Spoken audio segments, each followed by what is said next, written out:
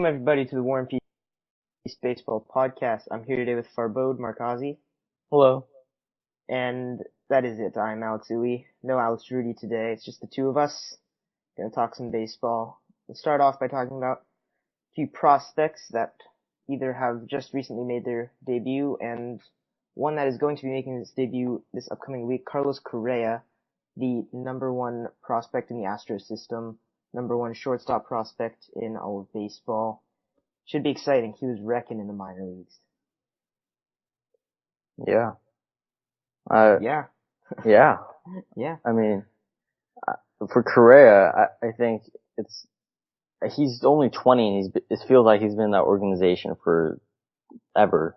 And because he was drafted when he was like, 17, 18? Yeah. Or he signed onto the team. So I'm excited to see that because I remember people weren't calling him a bust, but just because the Astros were having all these draft problems, that Appel wasn't doing that great. They couldn't sign Brady Aiken, and then Correa went down with a huge injury. So I remember a lot of things I read was saying, oh no, Astros are having like a huge draft problem. None of the things they've done have gone right. So hopefully this goes right, and I'm excited to see what this kid, who's only 20, can do. Yeah, and there's a lot of people that say like, oh, he's only 20, he shouldn't be in the big leagues yet. And like, for the Astros, they're a team that's actually contending right now, and I am all for bringing up your prospects when you need them the most, is when you're contending. So I have absolutely no problem with this. I don't think it will really do anything negative to his development. I don't think that happens to major league players in general, where you bring them up too early and it hurts their development. I think it helps more than anything. Because they see the competition. Yeah, I mean, just the longer you're exposed, it definitely helps. And I don't understand why teams that aren't in winning, or like aren't really looking at winning seasons, don't do this with their prospects more. Because I know they want to like nurture their prospects in the minor leagues and, you know, develop their abilities to make them major league ready, but I think there's many cases where you're wondering why there's people not in the big leagues in any case. Like, I don't know. It just doesn't make sense to me. That's what the Why Cubs the did minor last year. leagues is a more valuable experience for them. It's one thing if there's no room for him, Yeah. which is perfectly fine, but there are teams that could definitely use a person or a prospect on their major league roster, and it just doesn't happen. I don't see him going back to the minor leagues at any point in time. I think once he's up, he's there to stay. Even if he has a slower start, I think that's just the way they're gonna treat this. He might not play, he's probably not gonna play every day. They still have a couple other They have Jonathan shortstops PR that can at swing short. it. Yeah. And, yeah, but it's, you know, it's the best time, in my opinion, to bring him up. I love Like, you seeing. don't have to wait until, you know, July or whatever when Yeah. most prospects bring him up now. Get him as much experience as you can, and you'll have him ready by the home stretch at the end of the season, which is going to be important. I mean, I love seeing prospects getting called up. I mean, just this past week, Joey Gallo came up. He hit really well just in his first two games. It's exciting. It's new, and I love it. Mm-hmm. Great transition there. Yeah, Gallo just debuted with the Rangers and had a 3-for-4 night on his debut, including a home run. And, you know, you look at his power compared to everybody else in the league, he already has probably top 5 power in the league, I would say. Yeah, if you just looked at him, you probably have. He's jacked. I mean, you have guys like Stanton and probably Chris Bryant still in front of him in terms of raw power. You know, you could even argue Jock Peterson with just how far he's hitting some balls lately. He went on a tear this week too. Yeah. He's another prospect that has been playing all season for the Dodgers and made a huge impact. And, you know, I think there's a lot of potential with these prospects. Well, obviously there's a lot of potential, but there's a lot of potential in using them um, not in a very non-conservative way, letting them go all in. Yeah, so another prospect that just debuted is not so much of a prospect like these other players, but an interesting case nonetheless. Pat Venditte on the A's has finally made his way into the big leagues. He was in the Yankees farm system for the longest time. Oh yeah. And he got a shot in the A's, and he pitched really well in the minor leagues compared to his previous experiences, and he got the shot for a struggling A's team, and the switch pitcher took it to the Boston Red Sox for 2 scoreless in his debut. That was probably the most fun thing to watch this week, I'd say. I think what's cool about this guy is that he's the most anticipated prospect getting, well, I mean, yeah, he's still a prospect, but prospect getting called up, not because he throws 105, not because he hits the ball 450 feet. He's getting called up because he throws switch, and that's something we haven't seen in the major league level. And I think it's pretty cool that, it's this anticipated, and he did pretty good too. Mm-hmm. Yeah, he's quite a slow thrower. He doesn't throw 90 even. I think he goes high 80s with both arms, which is pretty good. He's very good with both arms. I think he's righty dominant really, but well, obviously you have to be good with both arms to pitch.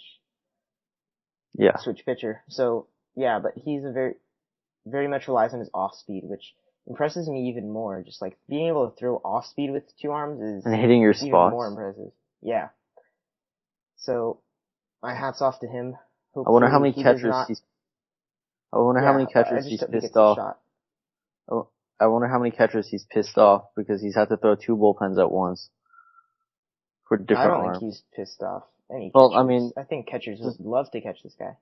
No, I mean, not in the major league level, just like before everything, having to throw 2 bullpens, catchers would want to go home. If I was a catcher, I would love to witness a pitcher throw with both arms like that. Yeah, I mean, I'm nothing against him. I think it's really cool. Yeah, certainly.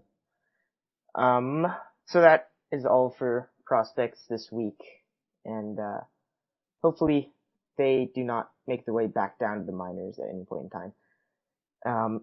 Another thing that happened this week that was really interesting in my opinion was Joey Votto last weekend drew a walk on 3 balls. I thought this was crazy. I will bizarre. Let that sink in for a second. Nobody caught it. The umpire did not catch it. There's 4 umpires. There's 4 umpires. There's all the scorekeepers. It's insane. Yeah. I was just blown away. This is bizarre. Announcers didn't notice at the time. It was so I watched the at bat because I had to see exactly what happened. I'm guessing the problem was probably after the first pitch, which was on the outside part of the plate, and the umpire called it a strike, but it was a very quick call, like where he like throws his arm up in the air. And I'm just guessing that the scoreboard person did not register it as a strike. That's the only thing I can think of, because I don't know. How does that go over everybody's head? They just trust Votto enough to like, oh, okay, he drew a walk. He draws a lot of walks, whatever. Okay, it's bizarre that no one, not an umpire, not an announcer, not a broadcaster, no one saw it at all. No one thought that, oh shit, it's three balls. But the crazier thing is that when you're a pitcher, you have to know the count. How does the pitcher not know it's ball 4 versus 3-2? Yeah, that's a great point. I never even thought about that. Like, the pitcher was just... You throw different pitches if it's 3-2 than 2-2 sometimes, depending on the point of the game. I'm blown away at that. Mm-hmm. Everybody has been fooled. You've been lied to. You've been deceived. Anyway, That was just a cool little story there. And I guess nothing happened with that, like after the fact too, with score Well, changing or the whatever. back-to-back doubles right after, the Reds just blew the game open. No, yeah, but like, you know, sometimes they go back and change stats after the fact. Yeah. Like sometimes they'll change hits and errors after Yeah. they happen. Nothing like that happened as far as I know. So free. That's a free walk right there for There Joey you Votto. go. Another thing that happened this week, Matt Holliday had an on-base streak lasting the entire season up to this point, and the streak ended when he got ejected from a game, Of arguing course. a called strikeout. Yeah, he could have used a 3-ball walk, I'd say, more than Joey Yeah. Votto did. I don't know, that's kind of a sad way to end your streak, but it's baseball. You're trying to win games. The streaks are all cool, but I think he forgot about it the next day probably because he's trying to win games for St. Louis. And they are winning, so that's Yeah. probably not in his head too much. So, yeah, it's just a sad way to see it end. And, you know, he definitely would have had opportunities after that to get on base. He kind of took that opportunity away from himself, which is something you never like to see. You never like to see players get themselves ejected. Like, arguing calls is not gonna help. Like, you can argue, but it's not gonna get you anywhere. Like, you can be right and argue even, and it's not gonna get you anywhere. And sometimes players just get too heated, and that happens. Yeah. But, you know your situation. Get on base later in the game. Anyway, we have a trade to share with you guys. If you haven't heard of it, already. I feel like we're in the off season again. It's exciting. Mark Trumbo is now a Mariner after a 6-player deal between the Diamondbacks and Mariners. The Mariners also got Vidal Nuno, and they sent a nice little package of prospects. I think there was 1 pitcher, 2, and what was like 2 infielders, 1 outfielder or something. Catcher. One was a catcher. Castillo. So 1 catcher, 1 infielder, 1 outfielder. And a pitcher. Yeah, I said the pitcher. Okay. They're covering all their bases there. Yeah. So, I have the trade here if you need it. Go ahead. It was the Mariners, traded Wellington Castillo, who they just picked up from the Cubs too, a couple of weeks ago. Dominic Leone, Gabriel Guerrero, and Jake Reinheimer. I don't know how to say that. And the Mariners, the Diamondbacks trade Vidal Nuno and, Mark Trumbo. Yeah, so the Mariners obviously are struggling near the bottom of that AL West. And, you know, Mark Trumbo is a great bat to have in any lineup. Right-handed power hitting is a premium. But you look at that team, he doesn't solve a lot of problems. They have a lot of trouble getting on base, and you look at his OBP, his career OBP is a 298. So that's not too great. But, I mean, first off, about this trade, it was very bittersweet for me seeing him, one of my former, guys that I'd love to come to games and watch him play, go to my rival in Seattle. So this trade was bittersweet, but obviously I couldn't care that much because I can't do much about it. But one thing I remember about Trumbo is that he's a big dude with a lot of pop, but he's extremely, extremely streaky. He doesn't get on base, but then the power is a huge upside. So if he hits and if the Mariners catch him on the good part of the streak, if he's going good, the Mariners have a great bat in that lineup. But I hope he doesn't slow down, but like I said, he's very streaky, so who knows. One thing that's good is that he can take over right field and Cruz can become the DH or however they want to do it. Well, I think Cruz has been DHing. They've been using a platoon. They've been using a platoon with Seth Smith and Justin Ruggiano in right field for the most part. Yeah, but sometimes Cruz knows he's the full-time DH now, so because he has played right field a couple times. So yeah, it depends on how teams want to use their DH too to give people rest. And I'd imagine he'd also see time at first base with Logan Morrison being the starting first baseman right now. Yeah. And overall, the Mariners just really not impressive so far. Kyle Seager, Robinson Cano, extremely underperforming. Logan Morrison has produced virtually nothing. Um, And then their King Felix shortstop is is, a is just huge on his own. hole. Shortstop's Yeah. a huge hole. Ackley is Ackley. mediocre. Ackley's Ackley. He's always been mediocre. Yeah, Except when he was called up and everyone thought he was going to be the next Cano. I But, did doubt anybody. They really well, say that. everyone thought he was going to be really, really good. Yeah. So, I mean, that whole team, I can't imagine this is going to go on for much longer. They have a a pretty good bullpen Fernando Rodney's been struggling, closing. They have a pretty good starting pitching, rotation. And of course, King Felix is in his own world right now, as always. And their offense is once it heats up, I think this offense can be unstoppable sometimes. Hmm. But they're having trouble, like you said, getting on base. And I don't know. Trumbo can fix that, but he won't. He won't fix the getting on base part. He'll fix some of the run scoring part problems. Yeah, and one thing that I just kind of want to talk about that I observed in Mark Trumbo in general is, you know, behind the scenes and stuff, you obviously have your hitting coaches that you work with, and your approach changes as you go to different teams. Like team philosophies can differ.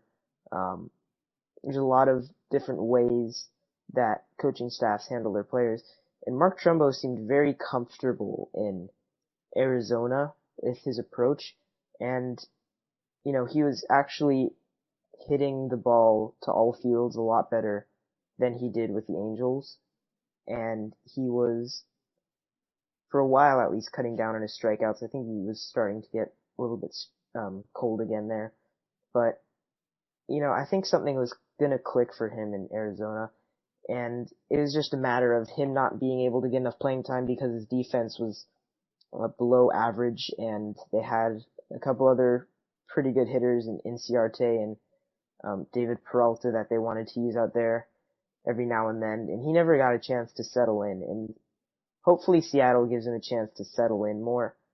Um, but again, I don't know what their impact is gonna be on Trumbo if he's gonna, try to change his approach back to just being a pull happy home run monster I don't that think you can hits do that in that 240. ballpark. I don't think you can do that in Seattle. I think you take the approach you have hitting to all fields in the good hitters park in Arizona and take it to Seattle where it's not a great hitters park. So, Mm-hmm. but one last thing about this trade is that obviously this trade is good for Trumbo too, but this is one of those trades that's kind of like it could be considered as a wake up call for his teammates. It gets everything, not wake up call, but it's more like a spark. It changes some of the atmosphere, makes it a little more exciting than because obviously how they've been doing. I can imagine it's not the most happy, atmosphere sometimes because of how they've been performing and how they've been playing. So I think this just gives them a new chain. How some players get a change in scenery and they do get better. Mm-hmm. I think Trumbo going there, that's good for him, but that's also good for his new teammates because it's kind of like a change, like it's a new wave of excitement right now.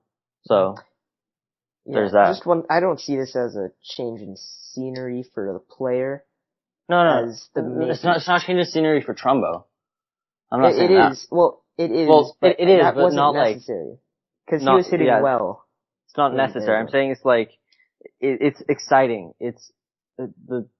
It's new for the team it's probably the most exciting thing that's happened in Seattle since opening day Mhm. because of how they've been struggling. So, I don't know. I think it's pretty good. Yeah, I think they know that a change needed to be made, and this was one way to go about it, and they took advantage.